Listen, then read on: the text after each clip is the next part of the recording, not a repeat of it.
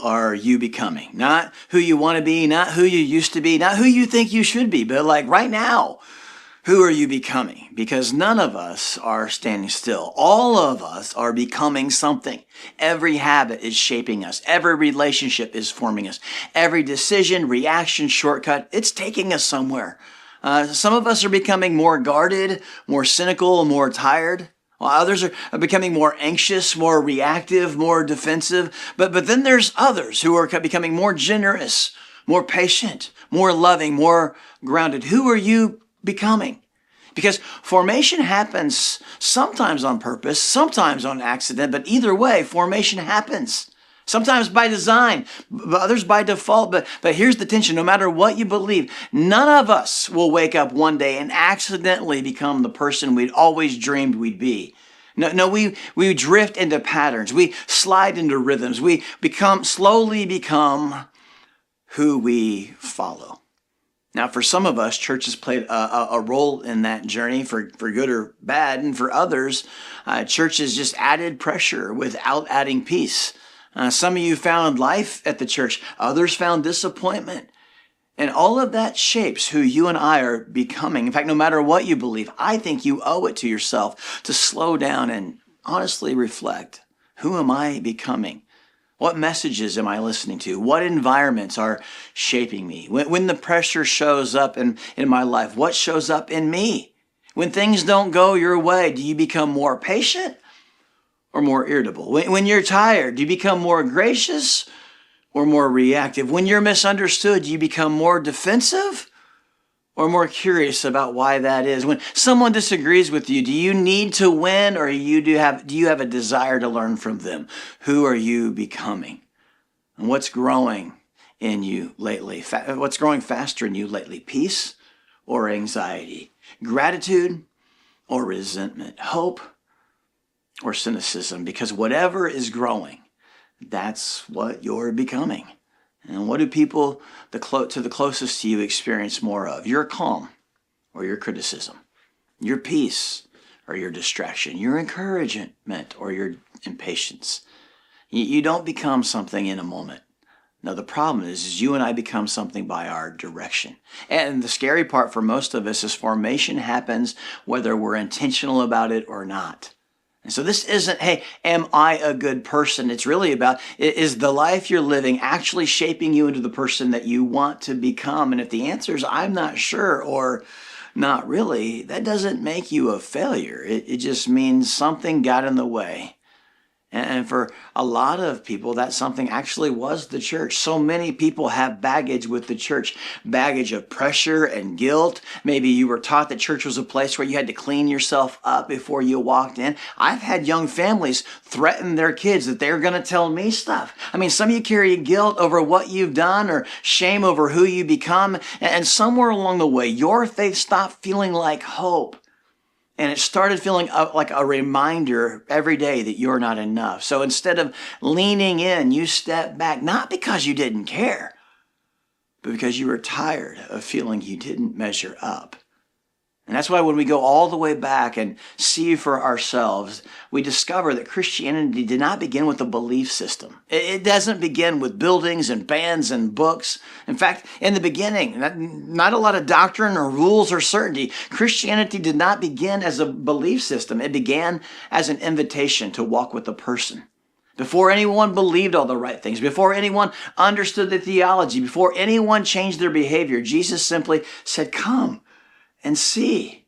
Not get your life together, not fix your past. Hey, you have to agree with everything. No. Jesus just said, walk with me. And walking with Jesus has always been about our direction, not our perfection. In fact, when we go back and see for ourselves, we'll see this pattern of belonging, believing, becoming. Belonging, believing, becoming. Who are you becoming? And I believe every one of us has good intentions. You want to be better. You want to be different. No one wakes up and says, today I want to become more bitter.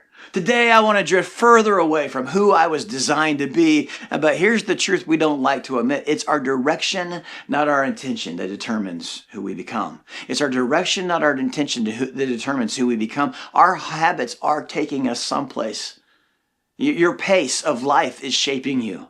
Your calendar is forming you. Your relationships, they're discipling you. Belief alone doesn't determine formation. Following does. Direction does. It is our direction, not our intention, that determines who we become. And here's the scary thing. We can believe all the right things and still be moving in the wrong direction. You can agree with Jesus without actually following him. And that's why Christianity, it doesn't begin with a belief system. It begins with an invitation to come and see. Welcome to week 4 of our series. If you missed a few weeks, you've missed a lot. We're getting a fuller picture of what we're talking about today. I'd love for you to go back and watch on demand, or if you think any of this would be helpful for someone on the edges of faith, you can go and share it with them. We have a Victory Everywhere crowd out there who watches every week from different locations. And today, we're going all the way back to where Jesus had 0 followers. 0 followers. So if you're on the edges of faith or you have some baggage with the church, this might shock you. But at the beginning, nobody who followed Jesus in the first century initially thought, oh, the Son of God. Like, nobody. In fact, they were all initially unbelievers. They all thought, hey, he's a nice guy. He has some great things to say. Or maybe he fed us. Or he healed my sister. Or he healed my mother-in-law. Of course I want to follow him. The first followers of Jesus really didn't understand who he was. And they thought what so many people thought today. Oh, he's a good teacher. Or he's maybe a healer. Or he's a great chef because he fed so many people. And you know what that means? If you're on the edges of faith and you're just checking Jesus out and you're not really sure what you believe that Jesus is God, oh, well, you're in good company, because neither did the first followers of Jesus. In fact, if you were just to go all the way back to the beginning of Jesus' ministry, you would discover that unbelief is actually a prerequisite. Like nobody Jesus invited to follow him believed all the right things at first. In fact, you can start this whole journey without believing anything. They were all initially unbelievers. And if you grew up in a church, you might remember that one of Jesus' followers, they had a nickname. His nickname was Doubting what? Doubting Thomas. It wasn't till the end of Jesus' ministry that the people who actually touched him and heard him and spent time with him came to real grown-up faith in him. And there's room for doubt with Jesus. Now, there are reasons people don't follow Jesus, but most of them, I don't think they're theological. I think they're personal. I think their life is a mess, or they've got questions, or they've been hurt, or they don't want to walk into a church or feel judged, or they don't want to walk out of a church and feel fake. And underneath it all is, I think it's really this: I'm afraid I can't change. And if I'm honest, that sounds reasonable. Because for most of the history, the religious message was simply this: hey, before you join the church or before you join religion, you need to change, believe, then belong. Change, believe, belong. Change, and then you can join us. Fix your life. Believe all the right things. Behave all the right ways. Once you change everything about your life, then and only then you can join us. And when we go back and see for ourselves, Jesus, he shows up and he says, join me, and you'll change. You can belong before you believe. In fact, they were all initially sinners. They were all unbelievers. Jesus looked at people regardless of their lifestyle, regardless of their obedience, regardless of their knowledge, regardless of their faith, and said, hey, join me and you will change. Belonging, believing, becoming. Belonging, believing, becoming. And from the beginning of Jesus, he didn't start with behavior. It actually started with proximity. Get close to me. Listen to me, follow me, and over time, you're going to look in the mirror and go, oh my gosh, I don't even recognize that guy. It's our direction, not our intention, that will determine who you and I become. Because when we put our life close to Jesus, you will experience the life-changing love of Jesus. And when you do that, you allow the love of Jesus to change the way that you think. And then over time, you will allow the love of Jesus to change the way that you see the world. And you'll allow the love of Jesus to change how you care about the world around you. And that all happened because Jesus' message was join me and you'll change. Belief came later. Commitment came later. Transformation, it came later. But what came first was the movement.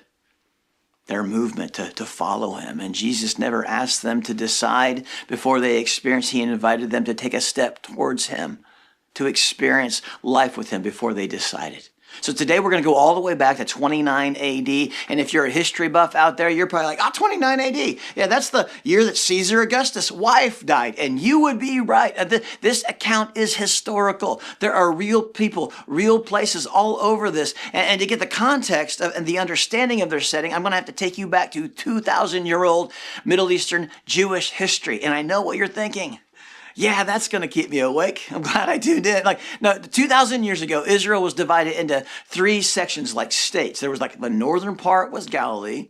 The middle part was Samaria. They walked around that. Then the southern part was Judea. And Jesus and the disciples were from little towns all over the northern part in Galilee.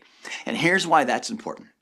Because 2,000 years ago, Galilee was where all of the religious schools were. It was the education center of the Jewish world. And back in Galilee, all the children, boys and girls, they would go to school from age 6 to 12.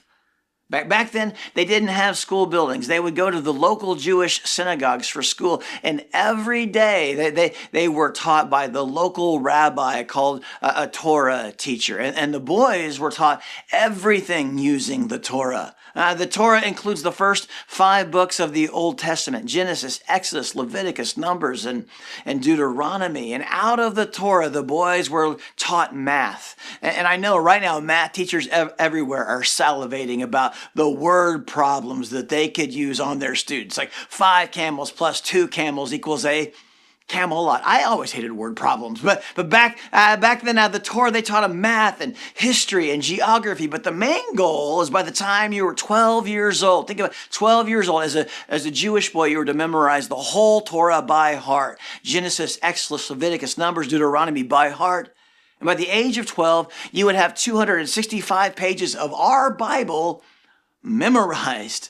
And so the rabbi would look at you and they would go, hey, Genesis 24, and you would tell a cigarette joke, right? Because when Rebecca saw Isaac, she lighted off a camel. Thank you, King James, right? So the goal was to have the Torah memorized by age 12. And ladies, you focused on the other books, Deuteronomy and Psalms and Proverbs and Leviticus, until you were 12 years old, and then you were done with school. Now, this isn't the point I'm trying to make, but this is so interesting that when Jesus quotes Bible verses to women, he almost always quotes verses out of the Psalms because they had studied the Psalms.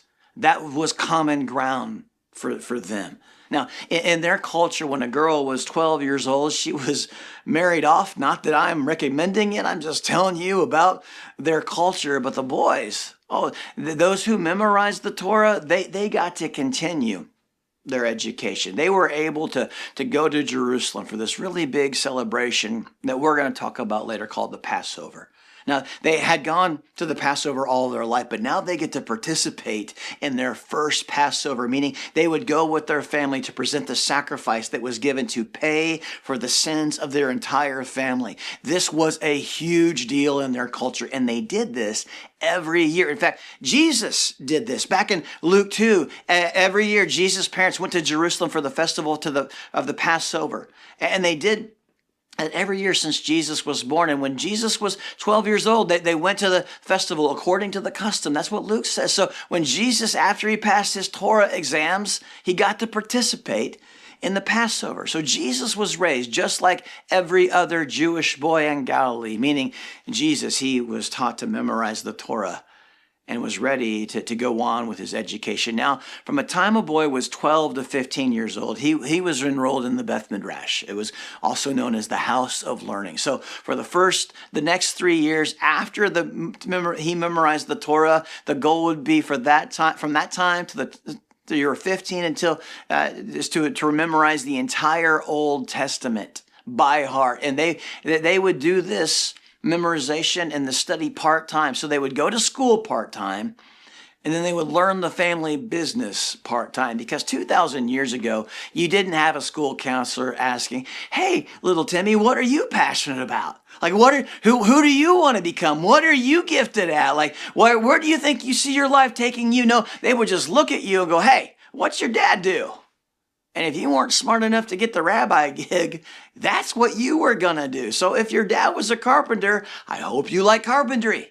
If your dad was a fisherman, you were going to be a fisherman. And so you would go to school part-time, and then you would learn the family business part-time. And if at any time in those 3 years, the Torah teacher looked at you and said, bless your heart. Like that, that's never good news. Like the Torah teacher said, hey, you know what? You'd make a great fisherman. Your education was over. Everyone knew you didn't make the cut. You were rejected. You were unqualified. Now, very few were actually qualified. This would be like the odds of you playing basketball growing up and making it into the NBA. So very few were qualified, but the best students moved on and they got to study under a famous rabbi or the master rabbi. And they called these students the Talmudim. The Talmudim. In English, it actually means disciple. Now, disciple does not mean today what it meant back then. So many people today think, I'm a disciple of Jesus. And for us, discipleship is all about knowing and learning and reading. But that wasn't their goal. Their goal wasn't just to know what the rabbi knows. No, their goal was to, as a disciple, was to become who the rabbi was. Their goal was about transformation, not just information. It was all about becoming and not just knowing. And so a student says, hey, I want to hear what you have to say. Like, feed me, feed me, feed me, teach me, teach me, teach me. Give me something new. Like, that's what a student does. But a disciple, they're not just concerned with learning. A disciple says, I want to be just like you. Exactly like you. Hey, what deodorant are we wearing? We're going to wear the same. None? Oh, okay. Right. I'll do anything I have to do. I'll go anywhere I have to go. I want to be exactly like you. That's Talmudim. That's actually biblical discipleship. So at age 15, after a boy had passed all of his requirements, he memorized the entire Old Testament, he would go to try and find a local rabbi and try to convince to be drafted by him. Choose me if I'm good enough. And here's what they're signing up for. For the next 15 years, so from age 15 to 30, this kid is asking, can I follow you? I want to become just like you. Now, with all of that context, when you go back and look at Jesus' disciples, you discover that Jesus' disciples, most of them were probably 15 years old. So when we envision the New Testament, we shouldn't see Jesus walking the streets of Jerusalem with old wise men with beards. No, 30-year-old Jesus is probably walking around Israel with high school freshmen. And you know what that means? If Jesus first came here today, he would go to the local high school and says, hey, I'm going to teach these freshmen for 3 years, and then I'm going to turn the whole thing over to them. And like, what was Jesus thinking?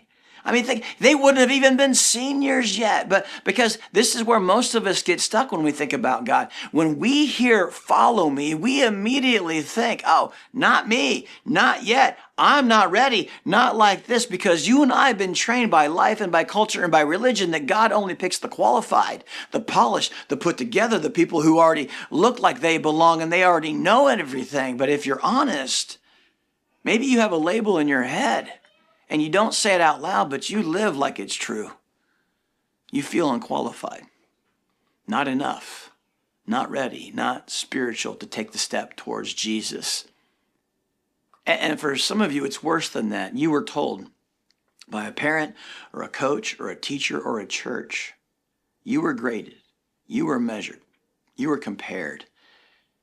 And so you had to learn this strategy for your life. If I'm going to fit in here, I'm going to have to try harder and prove myself and earn acceptance.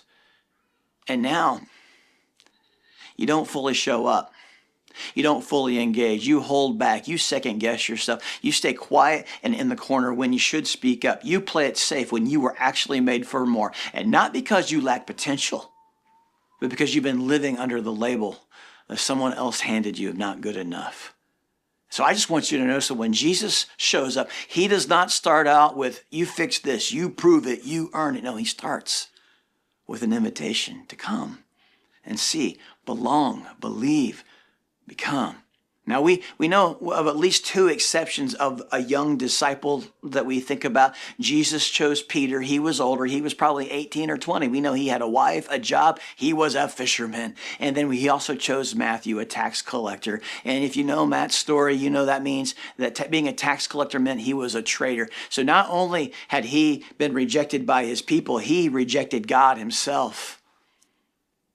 All right. And so last week we read how Matthew, who became a disciple of Jesus, recorded how Jesus walked out into the wilderness. And Mark and Luke, they give us more detail to that account. But years later, and so everyone has already read the wilderness account, but years later, John talks about Jesus going to the Judean wilderness by the Jordan River, and he gives us this unique insight, some extra details. He puts Jesus back by the river out in the Judean wilderness, and he shows us of a time where Jesus had 0 followers. And we've read this before. Jesus is with John the Baptist. It says the next day John saw Jesus coming toward him, and he said, "Look, the Lamb of God who takes away the sin of the world." And then John baptizes Jesus. Then Scripture says the next day, John was there again with 2 of his disciples, and he saw Jesus passing by. And again he says, "Look, the Lamb of God." So John tells his followers twice, "Look, the Lamb of God." That's who Jesus is. And then the 2 disciples heard him say this, and they what?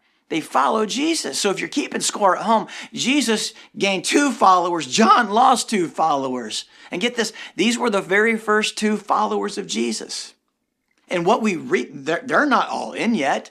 They weren't permanent disciples yet. They were actually on the sidelines of faith. Their belief came later. Their commitment came later. Their transformation came later. Their movement came first.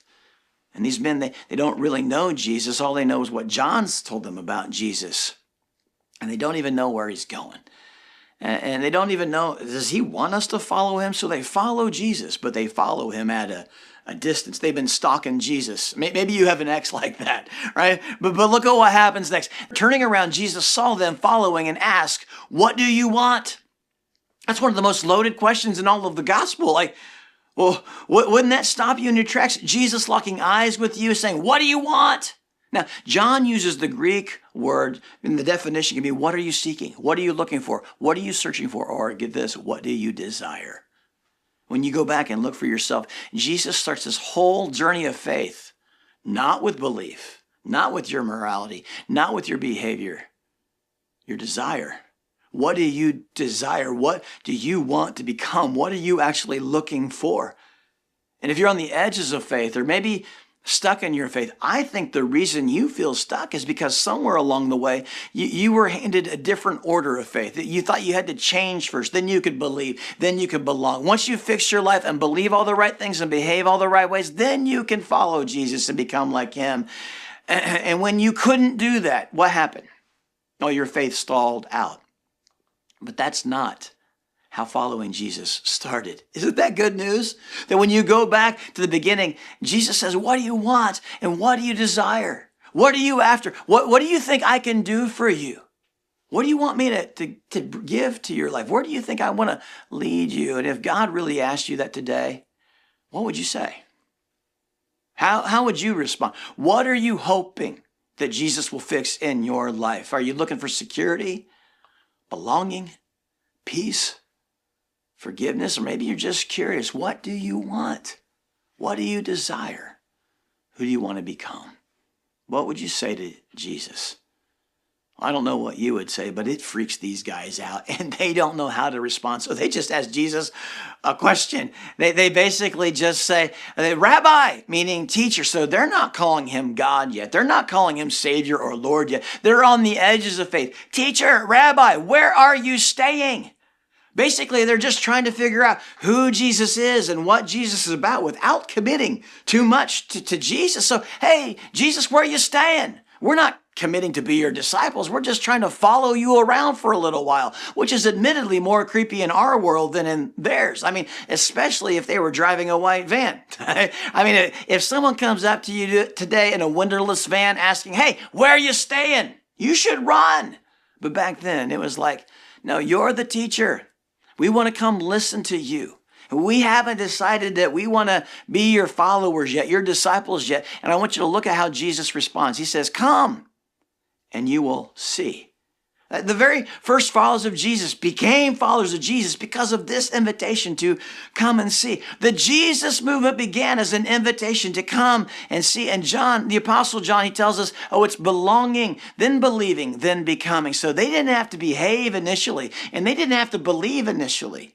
It's belonging, believing, then becoming. And so they went and saw where he was staying. And then John includes this in detail, and it's so important. They spent the day with him. They spent the whole day interacting with Jesus, the whole day asking Jesus questions. They spent the whole day watching Jesus interact with different people. And the point is not the content of what he taught. No, the point is their proximity. They placed their life next to Jesus. And at the beginning of the day, Jesus has 0 followers. Now he has 2 followers, and they are blown away by their experience with Jesus. And this is where our modern faith, our version of faith, starts to kind of drift from the original. Because most of us were handed this assumptions about God that, oh, you're going to have to change. Now you have to believe. Now you have to become before you can follow. But when you go back and see for yourself, that was never in the text. It's like we think things when we sit in church, oh, once I get my life cleaned up, then God will use me. That's not how Jesus started. If I doubt, I don't belong. Tell that to doubting Thomas. Transformation happens only when I try harder. Jesus never said that. Faith starts with certainty. It didn't for them. God is mostly disappointed with me. I think a lot of people think that. That's not the gospel message. That's not good news. That's just your baggage. Or faith is about answers. Jesus, he started with questions. And none of those ideas are what launched the Jesus movement. No, what launched it was their proximity to Jesus. They hadn't believed everything yet. They didn't behave any differently yet.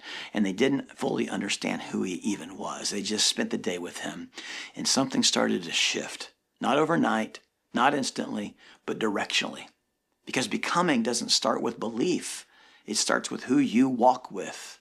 And when they put their life in close proximity to Jesus, their desires begin to change. And the same will happen for you. Your perspective will begin to change. Your pace begins to change. Your priorities, they will absolutely change. Not because you were forced to, but because you were formed. Belonging, believing, becoming. Belonging, believing, becoming. Not pressure, not performance, not perfection. His presence. And probably one of the most offensive truths in our culture, and simultaneously one of the most hope-filled truths of our whole life, is that following Jesus changes you. Now, in our culture, that can be offensive. They say, hey, you don't have to change for anyone. But I'm telling you, there is an element of hope that you and I have, that if we actually follow Jesus, things can actually change. And so the goal of following Jesus is not to become more informed, it's to become formed. Who are you becoming? Because there's no spiritually neutral environments. Wherever you place yourself, you're affected. Whoever you position yourself around, it has an impact on you. There are no spiritually neutral environments. In fact, history actually says this is true. There was this disciple in history that before his death, that this is how he described his leader. He says, when he speaks, all resistance breaks down before the magical effect of his words. One can be his friend or his enemy. He divides the hot and cold, but lukewarm he spits out of his mouth. Then he also says this, great joy. He meets me like an old friend and looks after me. How I love him. He speaks, and how small am I? And the person that wrote that almost became a priest. His name is Joseph Goebbels, and he was a disciple of Adolf Hitler. And while others deserted Hitler, Goebbels spent his last days alongside him in Hitler's secure bunker. When Hitler committed suicide, Goebbels and his wife followed closely behind after killing their 6 children. I'm telling you, there are no spiritually neutral environments. You and I were always growing towards something. So who are you becoming? What message are you listening to? What environments are shaping you? Because it's our direction, not our intention, that determines who you and I become. And these first 2 followers of Jesus, they were not one with an argument or a speech. No one knocked on their door and shared the gospel with them or yelled at them with a blowhorn. No, they became the first followers of Jesus because of an invitation to come and see. And John records Andrew, one of the first 2 followers of Jesus, was actually the first of the 2 followers of Jesus. Andrew, Simon Peter's brother, was one of the 2 that had heard what John had said and who had followed Jesus. Now check out what Andrew did. The first thing Andrew did was to find his brother, Simon, known as Peter, and tell him, we have found the Messiah, that is the Christ, and he brought him to Jesus. Now this is about evangelism and discipleship. And what do we discover? It's all about proximity. which if you make this about like anything other than church or Jesus, I think people can totally relate to, because you've probably done this before. You've met someone, or you bumped into someone famous, or you called all your friends to brag, hey, you'll never guess who I saw today. You'll never guess what I got to experience today. You've got to come back and see. That's exactly what Andrew did. After he spent the day with Jesus, the very first thing he did was to get his brother and drag his brother to Jesus. And it says the next day, Jesus decided to leave for Galilee, finding Philip. And many scholars believe Philip was the second follower and Peter was the third. So now Jesus has 3 followers.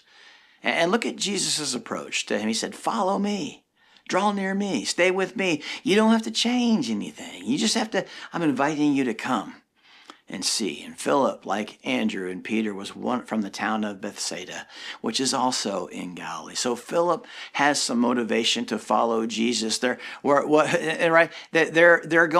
from the Judean wilderness all the way back up to Galilee, and Jesus is headed north back to his hometown, because that's where Nazareth is as well. So Jesus is leaving on this trip that'll take about 60 miles. In sandals. This is like walking from Franklin to Scottsburg, Indiana. It'll take 22 hours and 28 minutes if you ask Google Maps. So that's going to take some time. That was an investment. They were intentionally placing their lives right next to the message and the environment and the person of Jesus. And I want you to look what happens. Philip found Nathanael. So just imagine Philip. He's really excited when he says this. He says, hey, we have found the one Moses wrote about in the law, about who the prophets also wrote about, Jesus of Nazareth, the son of Joseph. Nathanael, you gotta see this, and you can't make this up. Nathanael responds, Nazareth? Can anything good come from there? I mean, this is the response maybe you've had before if you've tried to invite people to meet Jesus. You want me to go to church? Can anything good come from there? And if you've experienced that, get this, you can identify with the very first followers of Jesus. And Philip is basically saying, if you think about it, hey, do you want to go on this 60-mile trip with this guy who's from Nazareth? And Nathanael's like, no thanks. Like, why would I want to do that? And in doing that, Nathanael insults Jesus, his cousins, his aunts, his grandma. Nothing good comes from that place. That's not just a comment. It's a full family roast. I mean, and how do you respond to that? It's like, I don't know, the text feels like there's a pause. Like Philip has to be thinking, okay, well, how do I explain this? How do I get him to understand? I just spent the day with Andrew and Jesus, and it was incredible. And I don't have the words to explain it all or to describe it all. I don't know how to convince him, but I want you to look at Philip's response. He simply says, come and see. Don't take my word for it. You come and see. Come check it out. I think I found what I'm looking for. I think I found what we've been looking for. I think we might have just experienced a day with the Messiah. I discovered a truth, a grace, a mercy, a hope that I want everyone to experience. Would you come and see? And that's how the Jesus movement grew. I just spent time following Jesus. That's how the first followers of Jesus became transformed, lifelong followers of Jesus, which leads me to ask, who are you becoming? Not who do you want to be? Not who you wish you were, but right now, who are you becoming? Because you don't become something one day. You become something every day. You and I, we won't drift into the life we want. No, we'll drift into patterns, into bitterness, into isolation, into we're fine, into numbing our problems. You don't drift into joy. You don't drift into peace. You don't drift into becoming like Jesus. No, that takes a step in the right direction. And God doesn't just want you to have information. He forms you by association. Not just what you believe, but who you're close to. So who are you following? What environment are you putting yourself, your life beside? What message are you repeating to yourself? Because Christianity, it did not begin with a belief system. It began with an invitation to walk with a person, an invitation to come and see. And those first followers of Jesus, they had this moment where they had to swallow their own pride and ask, who am I following? And what is that making me become? They had to unfollow, get this, John the Baptist, who everybody thought might be the Messiah. And they unfollowed him not because John was bad, but because Jesus was better. And maybe that's the moment you needed today, so that you need to unfollow something that's not bad, but Jesus is better. So two challenges, just a self-reflection. What are you following that's forming you without you noticing? Is it a relationship, a feed, a habit, a wound, a fear, a voice in your head that isn't God? Because whatever you follow, you don't just learn it. Unfortunately, you become it. And second question is, what would you have to unfollow to fully follow Jesus? And you might say, Josh, I logged into church. I'm telling you, going to church doesn't make you a Jesus follower any more than standing in your garage makes you a car. What would you have to unfollow to fully follow Jesus? And some of us don't need a new belief. We just need new direction. And here's the best part. Jesus does not say, hey, you go fix all of that. No, he says, follow me. Follow me. Join me, and you'll change. Belong, believe, become. And if you're here thinking, hey, Josh, I'm not sure Jesus is for me, and I'm not sure the church is for me. I'm not sure I believe. I've got some baggage. I've got some hurts and habits and hang-ups. Well, good news, when we go back and see for ourselves, you're exactly the kind of person that Jesus invited to follow him. So the challenge for you is, would you intentionally put your life next to Jesus? Promise to show up in person next week. Sign up for What's Next, or get in the game, or maybe just sit for 10 minutes this week and pray one honest prayer. Jesus, if you're real, would you come near me? Would you help me? And if you're a Jesus follower, this is where your faith gets real, because John the Baptist pointed to Jesus, and Andrew pointed to Jesus, and Philip pointed to Jesus. So here's your challenge this week. Could you point one person to Jesus to just come and see? I'm not asking you to win an argument or fix them or pressure them. Just love them enough to say, would you come and see and sit with me? Because people don't change when they're pressured. They change when they're close. And if you don't like who you're becoming, Jesus isn't disappointed in you. No, he's inviting you to join him. Not with a checklist, not with some shame, but with the same words he's been saying all along. Would you come and see?